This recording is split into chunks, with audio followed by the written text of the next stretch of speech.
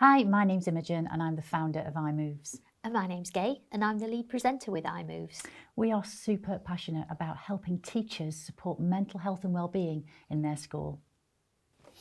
There are 3 areas of focus when it comes to mental health and wellbeing, and that's physical, emotional and social, and they are the components of total wellness.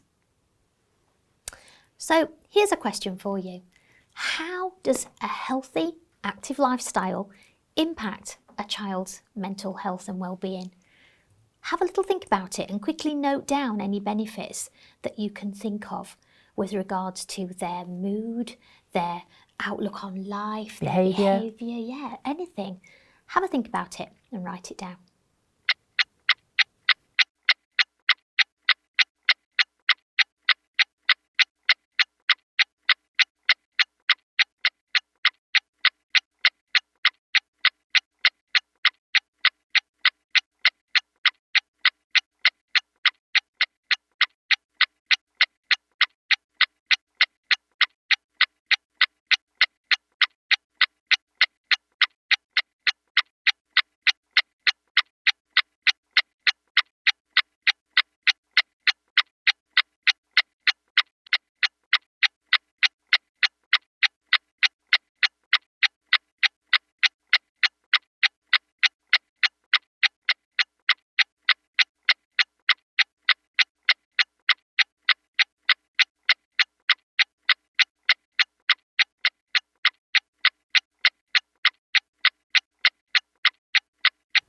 Hopefully, these are some of the benefits that you were thinking of, and we've put them into 5 areas.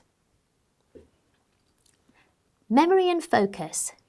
We have a bigger brain capacity and we can concentrate for longer. Mood management. Reducing anxiety and depression and improving behaviour. Stronger and fitter. Better sleep and improved nutrition helps too. Positive mindset, happier, more motivated, and better relationships with others. Mental toughness, resilience, and confidence. So an active child is more likely to achieve what we're calling total wellness, which means they'll be academically stimulated and motivated to learn, fit and healthy, functionally strong, achieving their potential socially and emotionally well. And this may seem impossible for every child to achieve. However, regular activity can boost their development in all areas of the curriculum in a big way. So here's the science bit.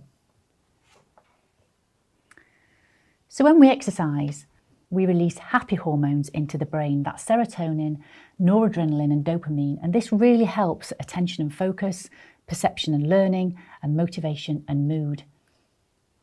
Blood flow increases into the brain, so oxygen and nutrients flood in and flush out all the horrible toxins that cause brain fog. And we do not want brain fog. No, we really don't. BDNF, or brain-derived neurotropic factor, actually develops more cells within the brain, which in turn improves mood and mental clarity. The hippocampus, which is the centre for memory and learning, actually grows with regular exercise. John Ratey, who is a professor at Harvard University, actually discovered BDNF in his lab and has done lots of work on this around exercise and the brain. And he actually said exercise is like fertiliser for the brain. So just 2 to 3 minutes of exercise can really help, and that produces these happy hormones, which are amazing. They can just it's like pressing refresh on your laptop, isn't it? So we've got all this lovely blood flow going on, all these happy hormones flying about. So 2 to 3 minutes of exercise is brilliant. So short term, it's really well worth doing. Yeah, and long term, you've got all the benefits of improved memory, improved focus, and these actual building new brain cells so that your brain is more able to accept more information and retain it. And retain it. So it's like plugging a hard drive into your laptop. So here's a case study I'd like to share with you, which investigated the effects of physical activity on academic performance. So the results were brilliant, and they discovered that if a child was much more active throughout the school day, then they had 4 months learning gains over 2 years. So if you add that up over a 6-year period, that's an extra year of learning gains. And not only that, they had lots and lots of mental health and wellbeing improvements as well, because obviously they're much more focused, they're better behaved, they're feeling in a better mood. So therefore, they are more focused in class and have more time on task. And that's one of the key things to physical activity and mental health and wellbeing. But I can go one better. Okay. The next one was a meta-analysis which took in lots and lots of children, 10,000 children. So a massive study. And this was not only about academic achievement, but also the effects on mood and behaviour, which is so important for our mental health and well-being. And the results here were just phenomenal. The results of a high-quality PE programme with active learning throughout the day and activity throughout the day resulted in an increase of 12% in academic performance. So everybody's scores went up massively, but also, and the most important thing, a 67% improvement in mood and behaviour. So if you've got happy children in your classroom, you've got happy teachers too, because they are achieving well, they're doing well, they're learning, they're retaining, but also the mood in the classroom, the atmosphere in the classroom is really lovely. It's a lovely learning environment. And that's just the effects of being active in the classroom. Who doesn't want that? So just to summarise, children who are more active, they're getting up more, they're just moving their bodies, they're going to have running around, they're going to have bigger brains, they're going to be switched on, more focused, and be happier and more motivated to learn. If they're less active and have more time just sat down doing their usual writing and whatever, then they'll have smaller brains. They will be much more unengaged and probably a bit moody, and this brain fog will sit in, and the toxins will just build up during the day, and you'll just have sluggish, moody, unhappy children. So get them up and you'll just see such a difference. So I'd just like to prove a point around this. So we've probably been sat down for 10 minutes so far? Yeah. And just listening to us chat, which is great. But I want to refresh you and refocus you. So I'd like you to have a go at our mountain bike challenge. So you can do it at your desks. So please join in because it's so much fun. So just watch the movie and join in. You just need your laptop and your chair, and you can crack on. So have fun, and we'll see you in 2. Move 1, pedalling. Hands on handlebars and simply pedal away, feet on the floor as fast as you can. If that's a bit easy, we can shuffle forwards, lean back, hands on the handlebars and pedal away. Really pull those tummies in as we're pedaling, but that's tough. That's move 1. Move 2. When we go over a bump, I'm going to ask you to jump up and sit down. Ready? Jump up and sit down. One more time. Jump up and sit down. Brilliant. That's move 2. Move 3. Leaning right, leaning left. Hands up, leaning right. Leaning left. Try that again. Just one more time. Brilliant. Move 3. Move 4 is a freewheel balance. So that means we're standing up. We're on our tippy toes, as if we're standing on our pedals, hands on the handlebars, knees bent, bottoms stuck out, tummies pulled in nice and tight, and we're just bobbing along there. Freewheel balance. Have a little go. Brilliant. Move 4. Move 5, a little bit of fun. Bottom balance, both feet off the floor, anything you like. So, whee! You have a go. Move 5. So move 6, the final move, is one of my personal favourites, is where we're going over a big jump on our mountain bike and we jump up really high and then freeze. Hold that freeze. Brilliant. That's move 6. So we're now ready to start our challenge. So let's get in position on our mountain bikes. Hold on tight. Let's go.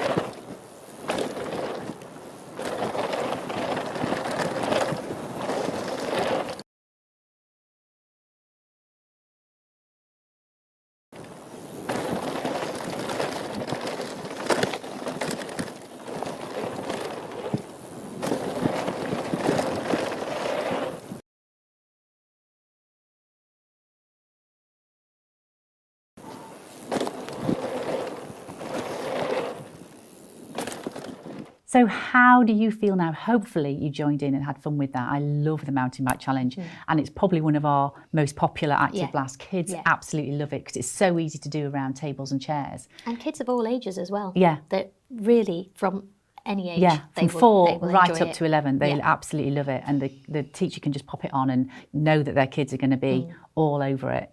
And what's happening here is afterwards, because it's a 10-minute activity, something like that, the happy hormones have kicked in and they are feeling great. They're feeling refreshed and focused. And ready to learn. Yeah, and the oxygen's gone into their brain and it's pushed out all the horrible toxins that cause brain fog.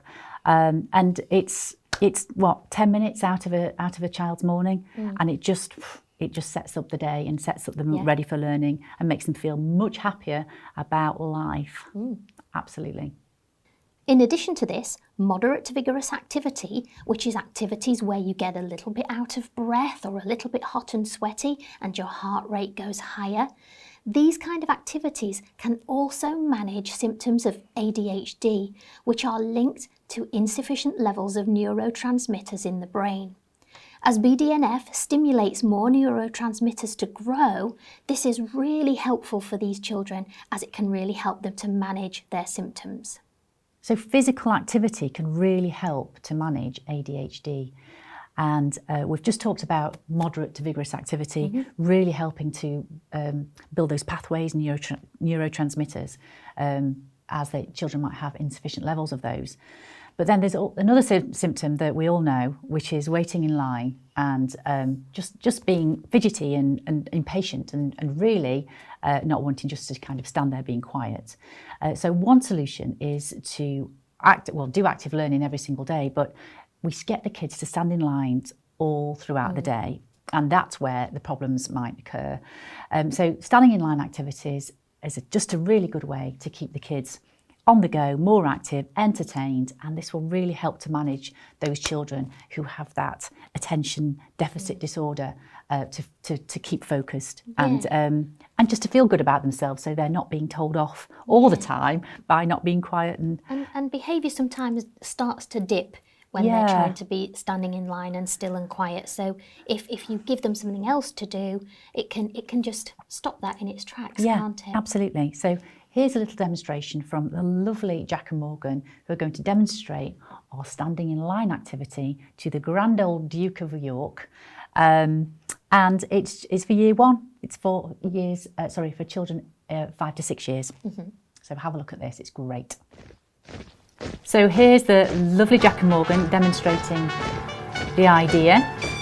Kids are all in a line, marching out to the beat. Oh, we're marching in a line, we're waiting to move. We can touch our toes, we can touch the sky, we can do a funky groove. Oh, we're marching in a line, we're waiting to move. We can touch our toes, we can touch the sky, we can do a funky groove. Oh, marching in a circle, little break. Oh, we're marching in a line, we're waiting to move. We can touch our toes, we can touch the sky, we can do a funky groove. Oh, we're marching in a line, we're waiting to move. We can touch our toes, we can touch the sky, we can do a funky groove. Yay! Left, left, right, left.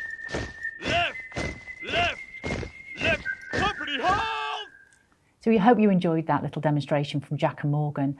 On the iMoves platform, you've got loads of different standing in line activities which you can use for any age group, which are really, really easy to set up, learn, and then you can pull it out of the bag whenever you need to. So unfortunately, in this day and age, we know that lots of children are suffering from anxiety. And if we don't catch this early enough for them, it can be a really slippery slope down into a lot deeper, darker places for them.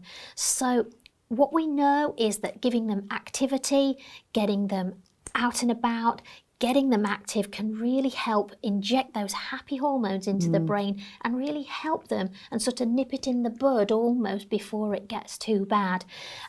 Things like yoga and Pilates can be a really good start for this. It's really simple to set up, really easy for them to do, and it can just really help them to get these happy hormones into their brain. And we've got lots of this stuff on our website, really easy for you to access. If you don't want to do anything on the website, you want to just have things happening around school.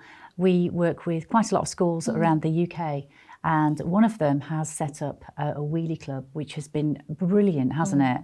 And it started with bikes, scooters, roller skates, anything like that on wheels. And you literally had a playground set up with ramps, some banging tunes going on, and the kids would just turn up and race around as fast as they could.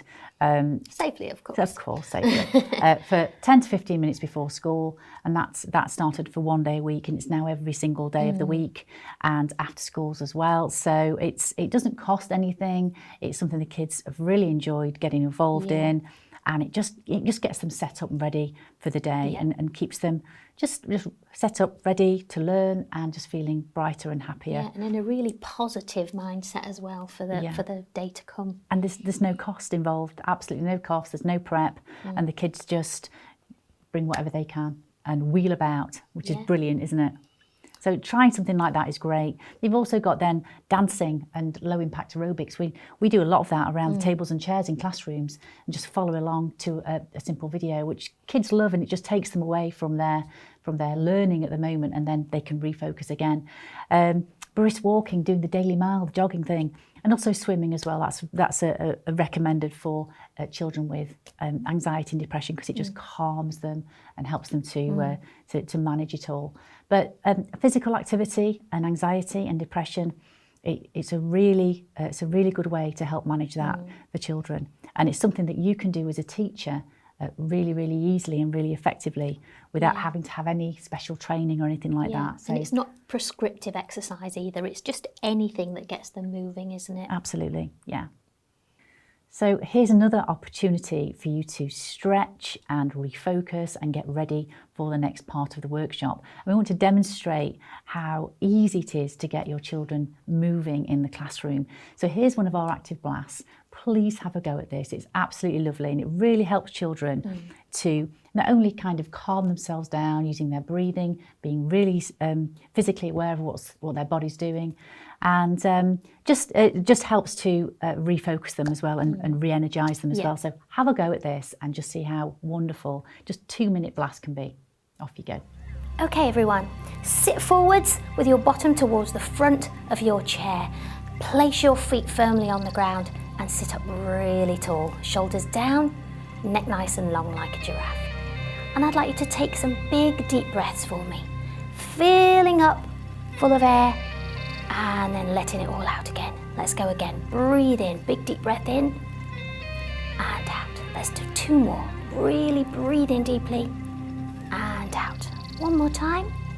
Breathe in and out. Fantastic. This time, let your head relax down, looking towards the floor.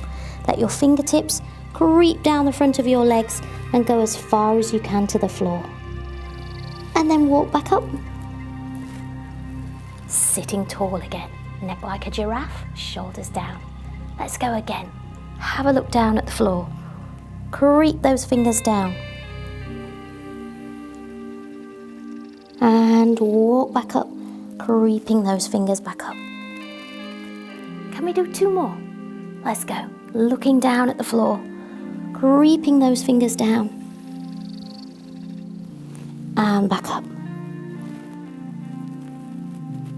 let's do one last one. Make this a really good one. Looking down at the floor, walking down, and coming back up. Sitting tall again. Think, have I grown now? Am I bigger? Shoulders are down, long neck like a giraffe. Bring up your hands so that your fingertips are touching just under your chin. And then we're going to twist around to one side, keeping your bottom and your legs really still. And back to the middle. And the other way. And back to the middle. This time when you twist, I want you to take a big deep breath in for me. And breathe out as you come back to the middle. Let's go the other way. Breathe in. And breathe out. One more to each side. Breathe in. Breathe out. And last time. So I hope you had a go at that, because you'll be able to feel those benefits that have just happened. It would have made you calmer, refocused, cleared those pathways of brain fog. Yeah, more awake. And just feeling a little bit more relaxed. So your muscles might feel a little less tense, and you'll just feel like, I've had a little wriggle around. Yeah. And sometimes you just need that, and you don't need to be jumping around all over the place. Sometimes this kind of activity can work just as well. So we'd just like to talk now a little bit about active learning in the classroom and how being active when they're doing their maths or their literacy can really improve their mood, their behaviour, and of course their engagement in the lesson for up to 2 hours. So it really is a great way to get the kids obviously active but really engaging with the lesson as well. We're going to show you some little snippets of some maths activities which are some of my absolute favourites. I absolutely love these. Yeah, they're brilliant. And it can really just show you how you can get active in a maths lesson. So have a look. We can make right angles with parts of our body. Let's see how many we can make. Yee-haw! Elbows up.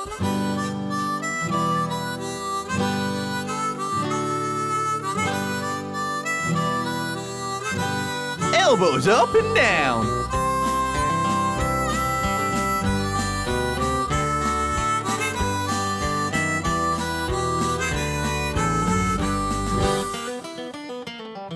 Yee-haw! Switch it up.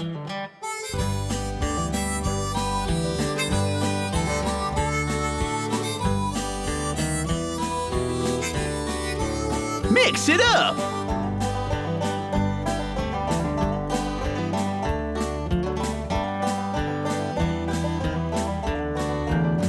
Now your knees.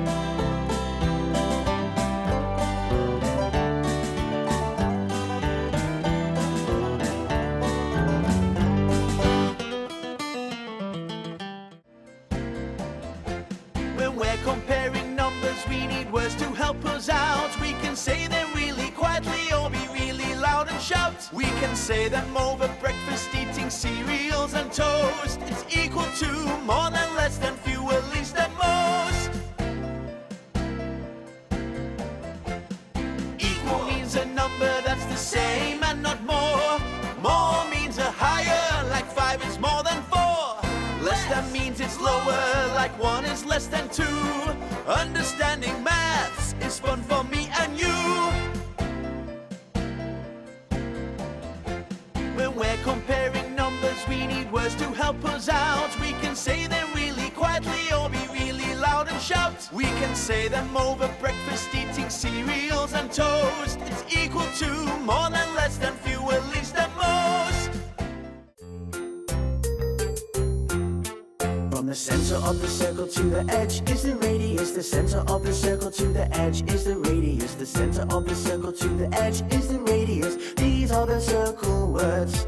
From the edge to the center to the edge is the diameter. The edge to the center to the edge is the diameter. The edge to the center to the edge is the diameter. These are the circle words.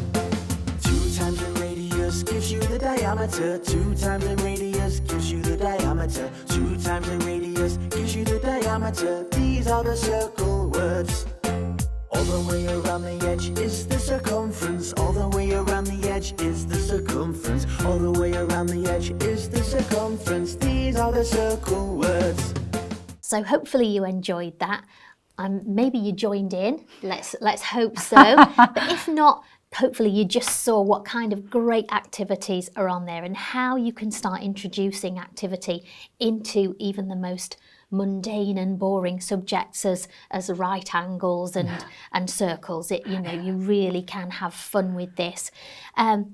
The great thing about it is it inserts into the lesson you're teaching already, so you don't have to completely think of a new lesson. You're already teaching right angles, for example. Here's just a little snippet of activity you can pop in there to help. You've then got the children really focused, really engaged in the lesson, really hooked and ready to learn. They're going to retain more of what you teach because they've had such a great experience with it, and they're in a much better mood. Remember that flood of endorphins into the brain. So it's like a cocktail of wonderfulness, isn't it? Just all wrapped up in that one little activity. Yeah, it's brilliant. So get them moving in maths, English, science, whenever you can. Every half an hour is perfect. Obviously, that's ideal. If you can't do that, that's totally fine. But if it's just once in the morning and then once in the afternoon, it's that's better than nothing. so much better than just having them sat on their backside. And it's a place to start because you can always add more in when you feel ready. Absolutely. So here's a pain point I hear a lot from teachers, and it's all about the space in their classroom to be more active. I haven't got the space to be more active in my classroom. So here's what you can do to create more space for active learning in your classroom. So first of all, declutter what you don't need in your classroom. Box it up, get rid of it, whatever you need to do. And then think about the layout of your tables and chairs and think about, how can I eke some more space into this area that I work with every day. That may include standing desks, and a standing desk might not be a proper desk. It might just be an area for the kids to stand up and write on a clipboard. It doesn't have to be technical or expensive. And then there's themed days that you can introduce into your kind of active learning schedule, maybe even to launch it. And there's one that we use as an activity a lot, isn't it? It's No Chairs Tuesday, and that was from one of the teachers you were working with. Yes, they introduced this No Chairs Tuesday, and it is what it says on the tin. It was take your chairs away, we don't sit down on a Tuesday.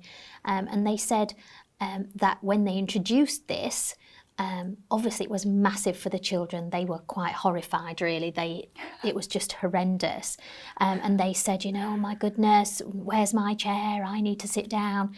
And they did lots of activities. They had paper stuck to the wall that the children could write on. They had paper stuck under the table where the children went underneath and drew pictures or did their sums or whatever.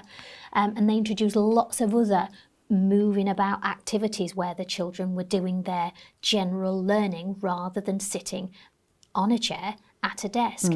And after the first week, the next Tuesday, the children came in and they were like, okay, it's No Chairs Tuesday. That's what we do on a Tuesday now. And it literally took 1 week to get them into that. That's what we do now, because they're really adaptable, aren't they? And they will just adapt to whatever situation you give them. And if you make it fun and you make it, this is what we're going to do from now on, then they will just go with it. So it might be, a bit of a hill to climb at first, but try it. Even if you only do the first hour of a Tuesday and go, right, for this hour, we're not going to have a chair. After break, your chair will come back. Just introduce it slowly, and bit by bit, it will become the norm, and that's a really great way to do it. And you might think, actually, that's really not going to work in my school, and that's fine. We just wanted to kind of give you ideas of what is going on out there in other schools that have really worked well. And then this might inspire you to go, actually, No Chairs Tuesday might not work, but actually this would work. And think about what you've got in your school. Think about the different talents you have with your teaching colleagues, and get them involved in how can we launch this active behaviour, this active schools concept. And just draw on those talents and ideas, open it up to the kids. What would you like to do more of? And so No Chairs Tuesday is just really a kind of oh, let's just throw that out there, and hopefully it will inspire you to do something in your school to launch something a bit more active and keep that going and not be faddy. It's something that's then embedded every single week, and the kids just get used to it, and it becomes the norm, not the exception, so to speak. So here are some successful layouts that we've seen in schools, in classrooms. So you can see the typical horseshoe shape with some nice big floor space in the middle. And then you've got all your tables and chairs together, a bit of floor space, and then some standing desks or a standing desk area, should we say. So these are some kind of examples of what you could think of. If this is not possible again in your classroom, then you do what you can. But this will just give you an idea of what's going on out there and how other teachers are approaching it. When anything new is introduced, there is always a danger of children being excited and hyperactive. So this is where we need to set expectations. So we let children know when they will be more active during the day. That might be a morning or an afternoon, or both. Explain how they will feel during the activity. They might get warmer or out of breath, and that is totally fine. Point out that once the activity is over, it's time to calm down and get ready to learn fast. One teacher that we spoke to recently explained how he got his kids to calm down fast after one of our active blasts. And it was literally, we do this, we get active, we have loads of fun, we have a drink and we sit down. If this doesn't happen, we don't get to do eye moves again. And believe me, they sat down quick because they love it. They love being more active in the classroom and they love how it makes them feel. So once you've set your expectations and what's expected of them and afterwards, during and before, then it tends to iron out most of the hyperactive behaviour. So I would say power through and set your expectations, and it's just nice and smooth all the way. So good luck with it. So speaking of that bad behaviour and that bad behaviour hump that we need to get over, let's have a look at this in more depth. So step 1, build up the activity slowly. This will help to normalise activity in the classroom setting and make it the normal thing, not something that's faddy or just going to happen once. Try iMove's quick 2-minute blasts or a 10-minute daily active blast to get the ball rolling. Step 2, introduce active lessons once you feel happy and confident. Our advice is power through and make active learning the norm, not the exception. If you're sitting there thinking, oh my goodness, this sounds awful and this is so out of your comfort zone that you just are really worrying about it, please don't worry. Don't forget, the first time you do it, it will be weird and it will be scary. After that, it will be absolutely fine. This slide says it all. Change happens outside your comfort zone, not in it. Yeah, absolutely. And so if you are super excited and confident that this is the best thing since sliced bread, they will get on board really quickly.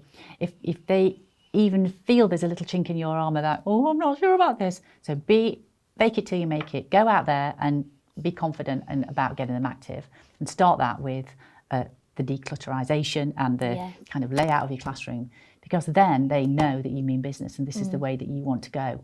And then with that, your confidence will grow, their confidence will grow, and it'll just start to pay dividends in the future. It doesn't take long, does it? Yeah. Give it 2 weeks and it's just plain sailing from there. It's like it always happened in the classroom. Yeah, that's the feedback that we have from teachers a lot.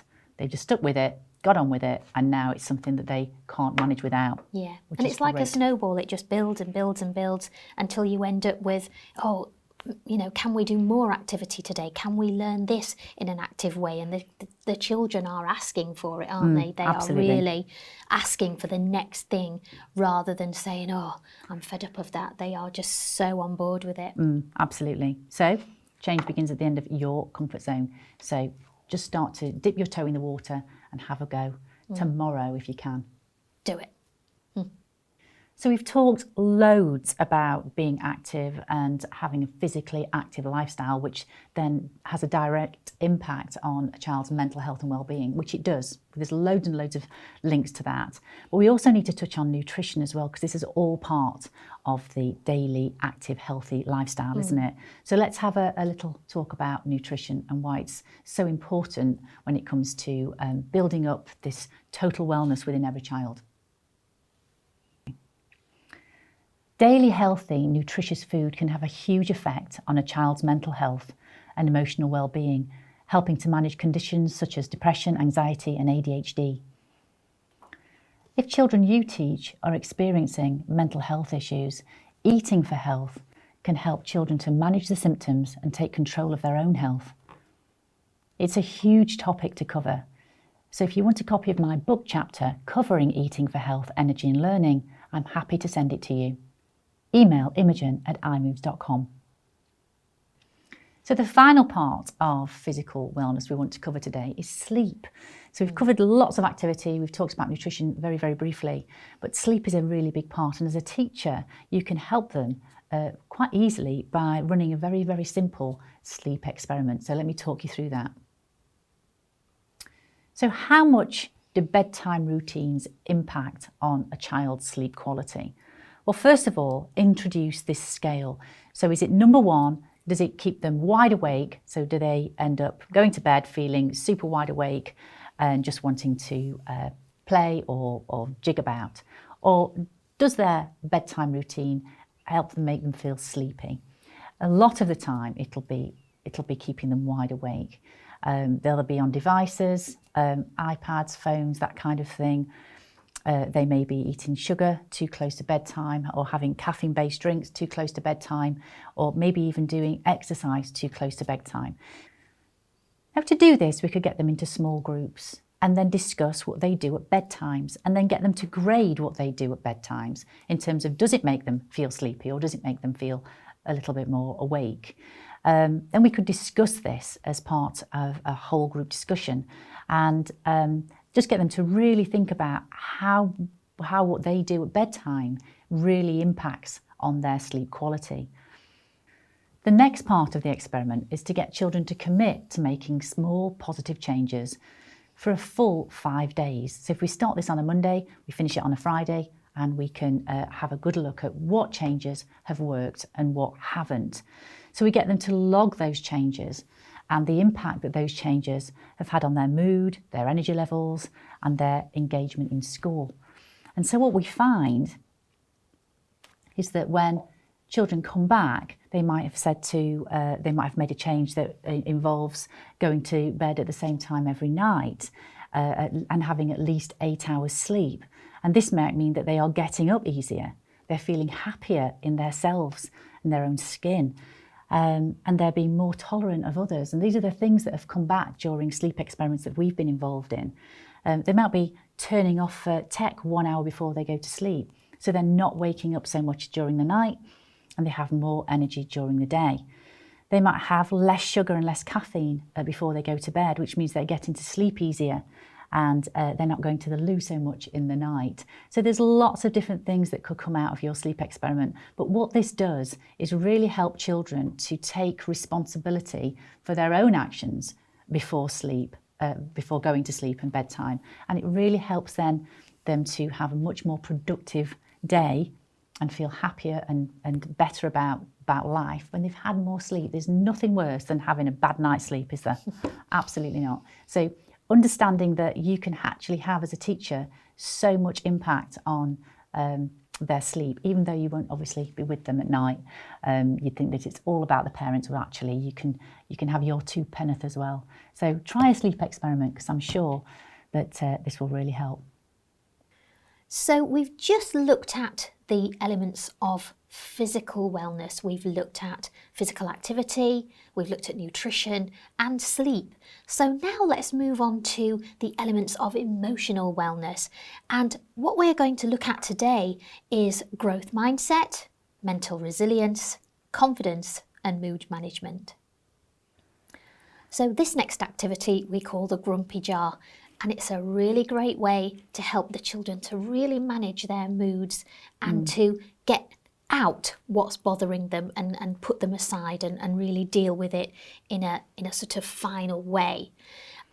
So all we need for this is some kind of clear, see-through either jar or bottle or anything that the children can see through. Anything with a lid. Yeah.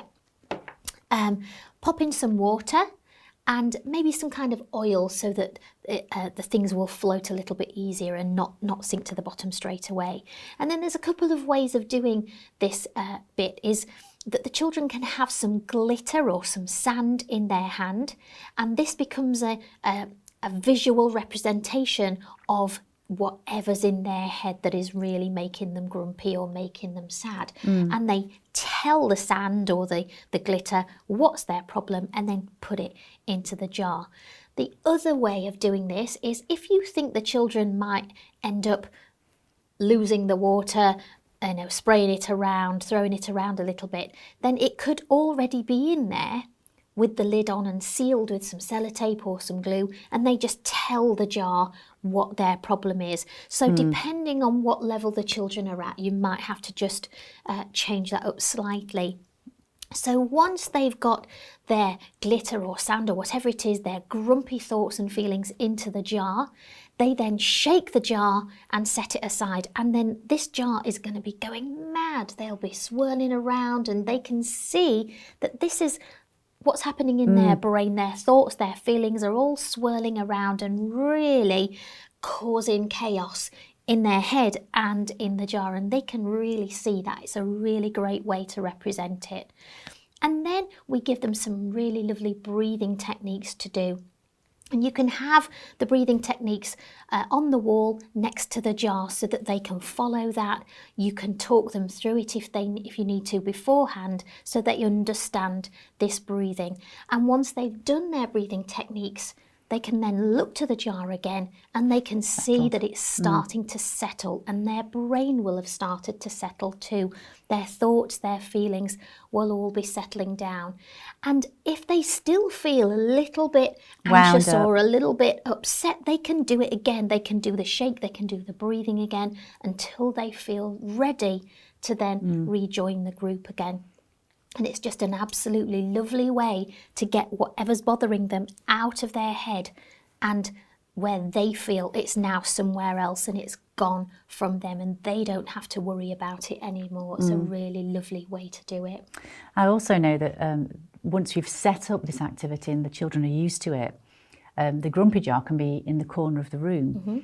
And this is a really nice way for a teacher to kind of monitor what's going on in the classroom in a morning, because they might find that little Jack might be running along to the grumpy jar straight away every morning and having a good old chat to the grumpy jar, and thinking, actually, we might need to take Jack to one side and see what's going on there. So it's a really nice visual way to see, who's happy, who needs a bit more of a chat or just some advice on something.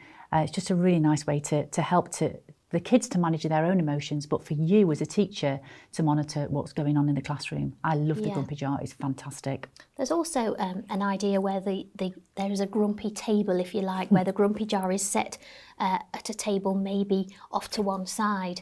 And if children aren't working well as a group, or if they're a little bit anxious in their group, they can take themselves off and work on the grumpy table, and they can get the jar going, work there a little bit until they feel ready to take themselves back into the main group. And that can be often a nice way. And again, you'll be able to see that and see, okay, we need to have maybe some intervention here and find out why that child can't work at that table. But it's just a really nice way for them to be able to let those feelings out and get them out of their own head and hopefully managed and dealt with. Should we have a look at some breathing techniques then? Let's do it. Okay.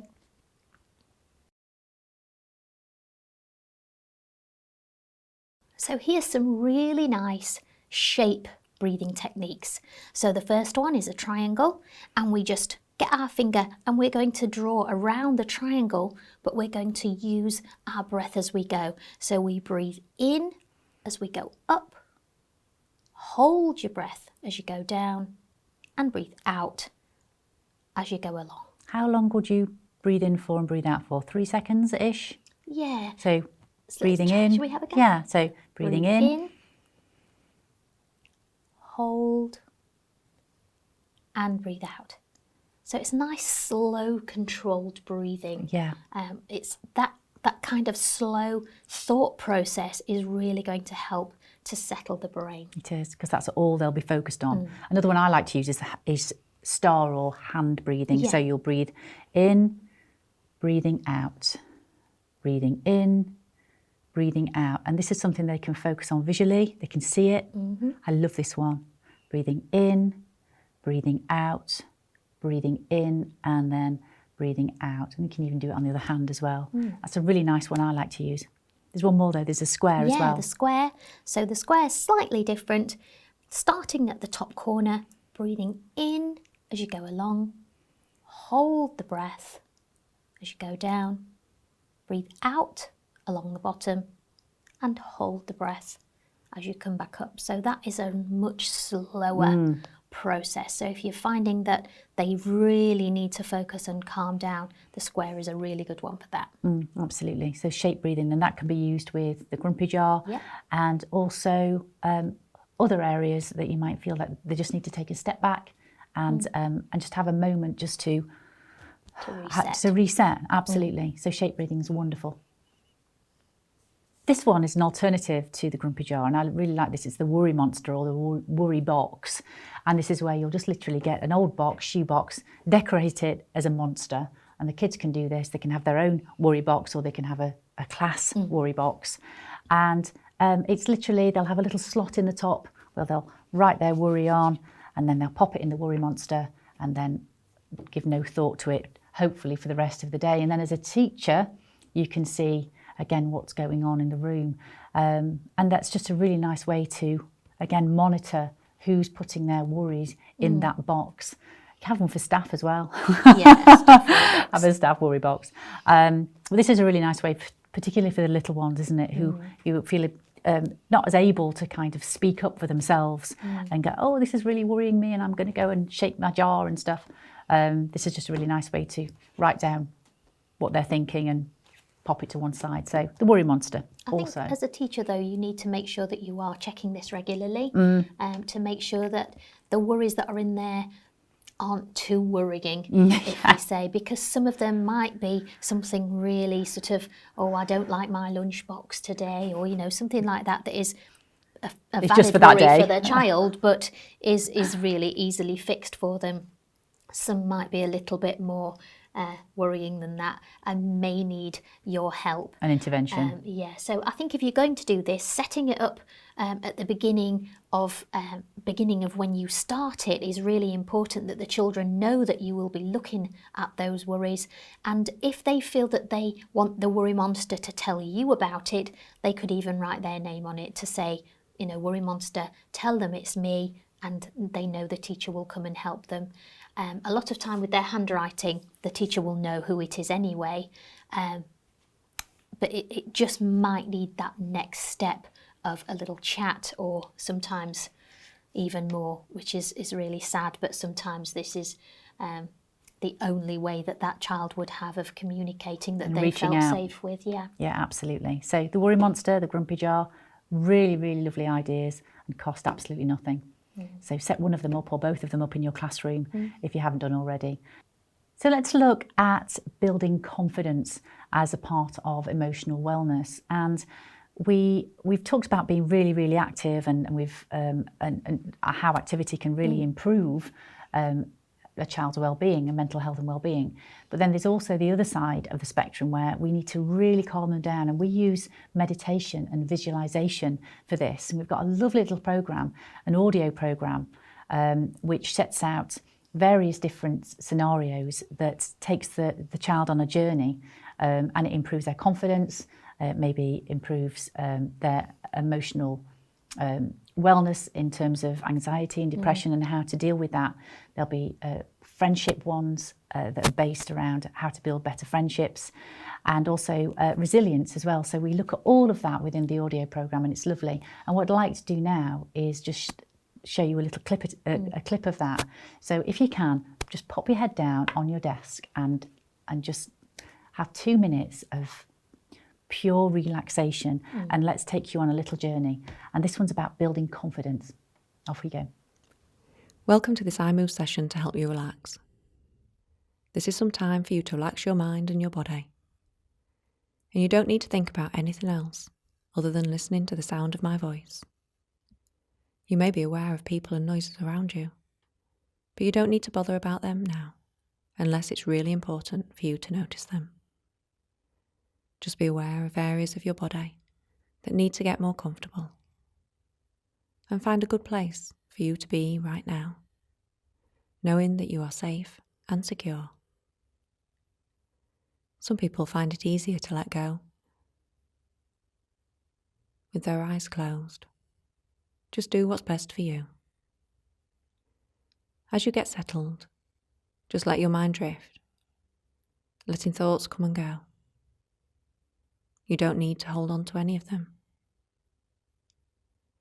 I don't know which part of your body will become most relaxed first, but wherever it is, just become aware of how it feels and let that relaxation spread to the rest of your body as you start to daydream. I would like you to use your imagination to daydream about a garden, a large garden, the sort of garden you could play in for hours. This garden may have a slide and a swing, trees and flowers, maybe a trampoline, or it may just be a large area of grass, perfect for playing sports on. This is your imagination, and you can create whatever garden you want. As you walk through the garden, you feel happy and content, safe and secure. As you reach the bottom of the garden, you notice a small building, slightly hidden by some trees and bushes. You walk round to the side of the building, and you find a door which has a sign on it with your name on. You slowly open the door and find yourself in an empty room. The walls are painted white, and there are plain floorboards. You are amazed to find that this room is yours. Yours to fill with things that you love, and that make you feel happy and confident. It is your special place, at the bottom of your special garden. And it's going to be a pleasure to make this room your own. Maybe you would like to paint the walls first. Perhaps picking your favourite colour. Or perhaps you will pick a colour that makes you feel happy and full of energy. I wonder what sort of floor you will choose. A thick carpet that feels soft and comforting under your feet. Or maybe you will leave it as it is, enjoying the calming touch of the cool floorboards. You may want to add some furniture to the room, a special chair or bed that makes you feel safe and secure, or something new, something you've always wanted. It's up to you. You are in control, and you are good at making choices. Maybe in the past you have found it difficult to make decisions, but here you find it easy. You are confident in the decisions you are making and what you need to do. You don't mind what other people think or say, as this is your room, to decorate however you want, and to fill with reminders of all the great things you have learnt to do so far, and all the things that make you happy. Go ahead, start filling the room with these things now. You can have whatever you want in here. This is a space where you feel confident and proud of yourself. Proud of all you have done and all that you are. So hopefully you'll be recovering from that now and can see how lovely it is to take the kids on a journey to help them feel safe in a space in their own heads, to build up these emotional wellness traits, if you like. And so here's a creative task that you can start to kind of do for yourself if you aren't using the audio based stuff, and you can just create your own little stories as well. So what you could do is, as a teacher, create a baseline of a story that could be used to help children to feel much more confident or more resilient or build better friendships, or whatever storyline you want to take. But the main thing is to include lots of sensory visuals so you can use them along the journey.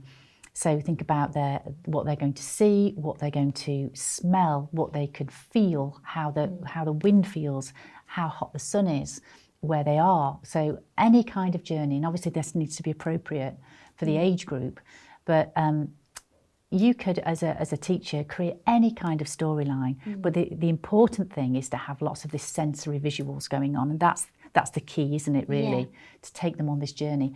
And it doesn't need to be any more than 7 to 10 minutes of just complete relaxation, and then helping the kids to build up this little imaginary world, this safe space in their head that they can go to when they're feeling they need to be more confident, or they need to feel a bit more brave and resilient. And it's just a really nice way to get the kids going. And our audio program is set up for that, so that might give you some ideas and some inspiration as well. So the iMoves audio meditation program is lovely, and it just consists of lots of different 7 to 10 minutes scenarios that help children to build their mental resilience, their confidence, mood management and anxiety, and then build lovely friendships as well. So please have a look at that on the platform, because it's really well worth looking at, and it's such a lovely tool to use. So you'll have all your activity you can do, but then you've got on the other side, you've got your grumpy jar, you've got your meditation side of things, and it will just help to have a nice varied programme of activities that you can do with your children. I know a school that is using this really successfully as part of their cool down after a PE lesson, and with some older children who needed this kind of outlet to really focus and calm down. They sort of at first were a little bit like, oh, it's not going to work, but they were the ones that needed it the most, and then they were the ones who really got into it and really got a lot out of it. So, you know, even if it's children that you think, oh, they're not going to like this, or they're not going to get on board with, try it and see how it goes, because usually they're the ones who really love it. Yeah, absolutely. So yeah, guided meditation, try it. So the next thing we're going to look at is resilience and growth mindset. And this can have a massive impact on the children's mental health and well-being. Just having that total positive outlook rather than a negative inward-looking mindset. We have introduced this little resource and video around the power of yet, which is, we've used it endlessly, haven't we, and had such amazing results with it. And the children love it. It brings energy and positivity into the room, and it really elevates the children. And it also gets over the message of the power of yet. Absolutely. That if I can't do it in the beginning and I practice, then I'll improve and I'll get better, and then I'll be able to do it. But I have to put in, I can't do this yet. But I will if I will be able to. I'll be able to do it. And it's the message that is throughout the little movie, which is lovely. So should we have a look? Yeah, let's have a look. Okay.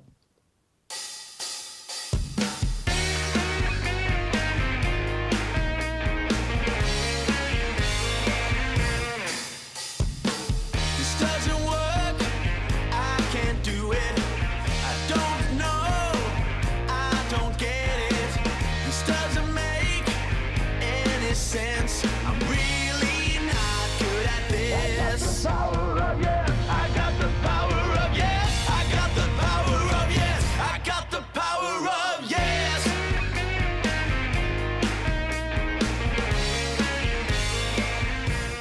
So I hope you enjoyed that. We love doing that. We have those in assemblies. We have those wherever we can. We fit it in. I hope they joined in. I hope they joined in. Brilliant. But there's other kind of activities that you can do around that and kind of progress that power of yet idea. One is to write a poem about the power of yet. So that can be their own thoughts, their own feelings. They could dramatise that poem of something that's happened to them as a personal experience. So something that they've really not wanted to do. Yeah. They've tried it and felt that, oh, actually, I can do this. And I use the power of yet to be able to do that. So that might be an experience that they want to write down. Yeah. We could also create a power of yet poster. We've got some lovely resilience-based ones on iMoves, but you can print those off and stick them around your classroom. But then if the kids kind of come up with their own ideas and their own posters, they own it, don't they? So lots of different ways that you can start to build this message into their thought process and into their mindset, so they can start to think, actually, even if I do fail, it's okay. Yeah. It does not matter, because failure means that I will progress and be successful in the end. So the power of yet is a really good way to start that. And the Power of Yet movie is just an absolute winner. So finally, we're going to look at social wellness and how children communicate with their peers, with adults, if they have leadership skills, if they're able to listen to others, and how they then manage their emotions in a social environment. So we've taken the concept of building relationships and trust, but then looked at how we can have a PE-based focus. So it's not just all about the classroom, it's something that you could use within PE. And this is a really nice way to do this, because part of PE is usually, with gymnastics particularly, is always balance focused as well. So you'll always have a big section on balance. And some of it will be about counterbalances. So let's have a look at how you would change the focus slightly of a PE lesson and make it much more about the well-being side of it, the building relationships, the communication skills, the trust between two people, and less about the actual skills. Here we go. So here are Jack and Morgan, and we've asked them to create balances that they could not do without the other one helping them. So there's counterbalance 1. Let's have a look at counterbalance 2. And the kids would just be creating their own and kind of having a go at things and thinking about, oh, does this work? Does that work? So these are just some examples that we've pulled together for you. And we need to talk about language such as that you're relying on the other partner, you're looking after them, you're not letting them fall, you're helping them, they're helping you, all these kind of language that really helps them to understand how to work in a relationship. So once the children have created their counterbalances, we're now ready for step 2. And step 2 is all about linking their counterbalances. So we're now going back into the skills section, which is linking them with travelling steps, with turning steps, with jumping steps. So we can now start to, again, think about, well, how do we then link them? How do we communicate? How do we decide together as a partnership on how to do this? And it's all lovely communication skills and social wellness skills. So here we go. Let's have a look at this. So here's balance number 1. We're holding it beautifully. They do a transition, a turning transition this time. They choose. Lovely. They're holding the balances for about 5 seconds, 5 to 10 seconds. If you're doing it to music, you could hold it for 8 beats. There's your jumping transition. They're using lots of different levels, which is lovely. Really talking to one another. That's brilliant. And up they get, ready to start again. Well done, Jack and Morgan. So just to recap then, your pairs activity around trust and relationship building in gymnastics will start with the creation of the counterbalances, and that's lots of talking, and the key words might be around trust and cooperation, and just making sure that those counterbalances are equal and you're not falling over. So there's lots of discussion there and probably a lot of fun. And then step 2 is around the linking of. So again, looking at how you can link with travelling steps, with jumping steps, with and using different levels and things like that. So it's a really, really nice way to change the focus in a PE lesson from skills to actual mental health and well-being. So it's a really nice way to do that, guys, and it's something that is really easy to do as well in your class. So we've just looked at trust and building friendships, and so let's have a look at friendships within an active learning environment. And I love this. I love to do it with children, and particularly when we're working in a workshop environment, a physical workshop environment. We've got a group of teachers and we do this with them. They absolutely love it, don't they? Really go to town on it. And we've called it To Wrap or Not to Wrap. And what we do is take a simple poem. We wrote this around friendship, and we're going to create a rap style performance to a backbeat. And then once you've created your performance with some lovely movements and actions, we're going to really style it out and try and work to that beat. And it's a really nice way to use this in literacy around poems. So you're ticking 2 boxes. We're looking at poems and rhyme, and we're also looking at how to build good friendships. And this can be at the end of an activity, towards the end of a literacy lesson, or you can start it off with this. It's really, really nice way to get groups up, and not just working in friendship groups, but working with children they would not normally work with. So have a look at this and see what you think. So here's the wonderful Jack and Morgan performing our friendship rap. Here we go.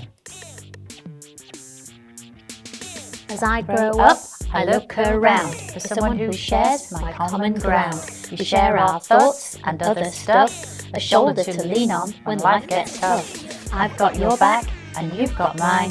Our friendship will stand the test of time. Brilliant. Well done, Jack and Morgan. So a lovely demonstration of the friendship rap from Jack and Morgan. And when we use this in our workshops or with children, they just go for it, don't they? The most unlikely children are involved. And it's so good. And we've literally created this little poem for you to have a go at. So please use it. But you can just create your own, or ask the kids to create their own and dramatise it. And putting it to a backbeat, to a rap beat. Oh, they're all over it, aren't they? And they're kind of styling it out and thinking they're brilliant, and we love it. So definitely rapping a poem is the way forward. We've looked at lots of different teaching methods throughout this workshop, which I hope has inspired you to have a go at some of the stuff we've talked about. So here are the teaching methods that we use at iMoves. We use lots and lots of music and drama because kids love it, and it just helps to make them feel good and happy and in a better mood. We use guided meditation, which is really, really nice. We've used PE-based focus ones, active learning and active blasts, line activity, mood management tools like your grumpy jar and your worry monster, and then experimental learning like the sleep experiment. So lots and lots of things that you can go away with today and have a go at. So the last pain point we'll talk about today, and that's when teachers say to us, oh, we haven't got time to prepare all our new mental health and wellbeing resources. Well, you don't have to, because iMoves can help you out there too.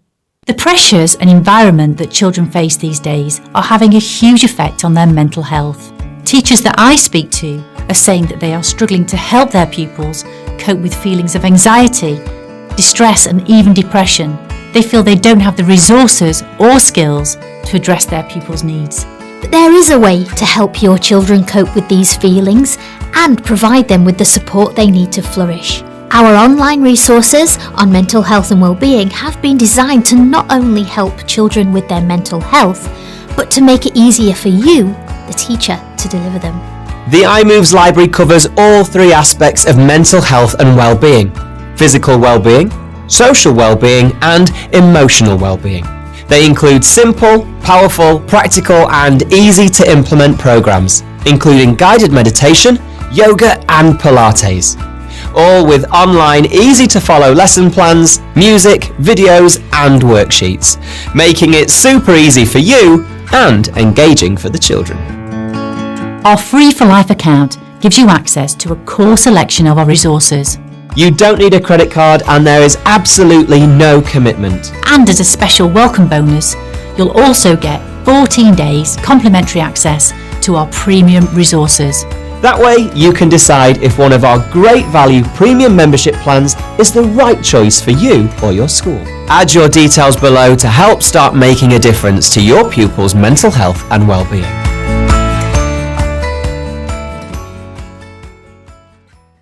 there was a little bit about the iMoves platform and how to use it. But today we've been focused on mental health and well-being and the 3 elements that pull together a child's total wellness, which includes physical health, emotional and social health.